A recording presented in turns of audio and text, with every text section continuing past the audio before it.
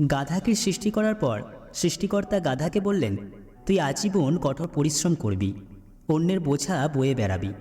তো গাধাকে সৃষ্টি করার পর সৃষ্টিকর্তা গাধাকে বললেন, তুই আজীবন কঠোর পরিশ্রম করবি, অন্যের বোঝা বয়ে বেড়াবি। তোর মাথায় কোনো বুদ্ধি থাকবে না, তোর আয়ু দিলাম 50 বছর।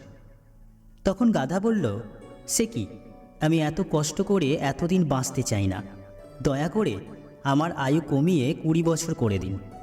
সৃষ্টিকর্তা বললেন, তাই দিলাম। তারপর কুকুরকে বলল, তুই হবি মানুষের সবথেকে বিশ্বস্ত বন্ধু, কিন্তু তুই মানুষের অবশিষ্ট খাবার খেয়ে বেঁচে থাকবি, তোর আয়ু হবে 30 বছর। তখন কুকুর সেটা শুনে সৃষ্টিকর্তাকে বলল, এটা 15 করান, এতদিন বাঁচতে চাই না আমি। এতে সৃষ্টিকর্তা রাজি হয়ে গেলেন। এরপর সৃষ্টিকর্তা বানরকে বললেন, তোর একমাত্র কাজ হবে এক গাছ থেকে অন্য গাছে যাওয়া আর তামাশা দেখিয়ে মানুষকে বিনোদন দেওয়া, তোর আয়ু 20 বছর। সে আবেগে কেঁদে বলল, যখন দেবেন তখন 10 বছর দিন, আমি এত বড় আয়ু নিয়ে কি করব। এইবার সৃষ্টিকর্তা পুরুষকে বলল যে তুমি হবে সৃষ্টির শ্রেষ্ঠ জীব, সব থেকে জ্ঞানী ও বিচক্ষণ, তোমার আয়ু হবে 20 বছর। সে তো খুশিতে পাগল হয়ে গেল, কিন্তু এত মহৎ জীবন নিয়ে মাত্র 20 বছর। সে বলল, একটা কাজ করা যায় না, আমাকে গাধার ফেরত দেওয়া 30 বছর, কুকুরের 15 বছর এবং বানরের 10 বছর দিয়ে দিন। সৃষ্টিকর্তা বললেন, নিজের ভালো পাগলেও বোঝে, তুই বুঝলি না, যা দিয়ে দিলাম। সেই থেকে ছেলেরা পুরুষ মানুষ হিসেবে বাঁচে 20 বছর, পরের 30 বছর গাধার মতো সংসারের বোঝা টানে, পরের 15 বছর ছেলে মেয়ে যা দেয় তাই খেয়ে পড়ে বেঁচে থাকে কুকুরের মতো, আর পরের 10 বছর বানরের মতো কখনো এক সন্তানের বাড়ি তো কখনো অন্য সন্তানের বাড়ি আর নাতি নাতনিদের বিনোদন দেওয়া প্রধান দায়িত্ব। এটা একটা রূপক গল্প, এটা দিয়ে মানুষের জীবনের বিভিন্ন ধাপকে বোঝানো হয়েছে। যাকে ছাড়া তুমি বাঁচবে না ভাবছ, একদিন দেখবে তার করা অবহেলাগুলোই একদিন তোমাকে নতুন করে বাঁচতে শিখিয়ে দেবে।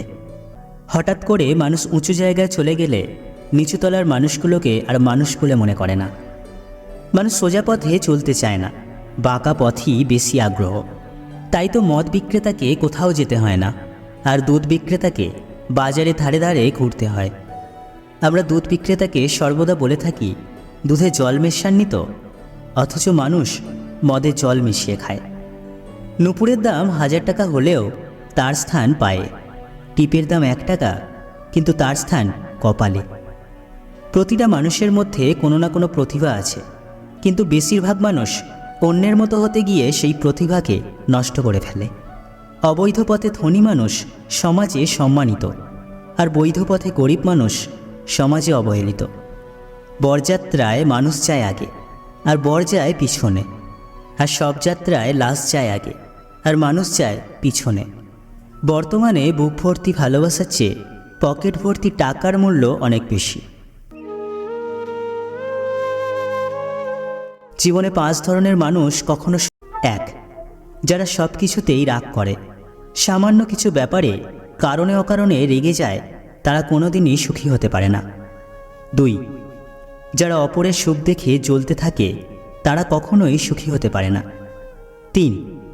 যে সমস্ত ব্যক্তিরা অপরের উপর নির্ভরশীল হয়ে পড়ে, অপরের সাহায্য ছাড়া যারা নিজেদের জীবন কাটাতে পারে না, তারা সর্বদাই দুঃখী থাকে। 4. যে ব্যক্তিরা অল্প কিছুতেই সন্তুষ্ট নয়। অনেক মানুষ আছেন যারা কোনো কিছুতেই সন্তুষ্ট না, তাদের যতই আপনি আনন্দ দিন, যতই তাদের ধন সম্পত্তি দিন না কেন, তারা কোনো কিছুতেই সন্তুষ্ট হয় না। এই প্রকার ব্যক্তিরা জীবনে কখনো সুখী হতে পারে না। 5. সর্বদা সন্দেহকারী ব্যক্তিরা সুখী হয় না। এরা সব বিষয়কে সন্দেহের চোখে দেখে এবং মানসিকভাবে অতিরিক্ত সেই বিষয়টি নিয়ে চিন্তাভাবনা করে, তাই এরা সবসময় দুঃখী থাকে। মৃতদিন পালন করা হয় মোমবাতি জ্বালিয়ে, আর জন্মদিন পালন করা হয় মোমবাতি নিভিয়ে। অ্যাটিটিউড, ইগো দেখিয়ে মানুষকে ইগনোর করাটা স্মার্টনেস নয়, বরং সবার সাথে মিশতে পারাটা এবং ভালোভাবে চলতে পারাটাই হলো স্মার্টনেস। মানুষ একবার ঠকে গেলে দ্বিতীয়বার হিরেকেও কয়লা মনে করে।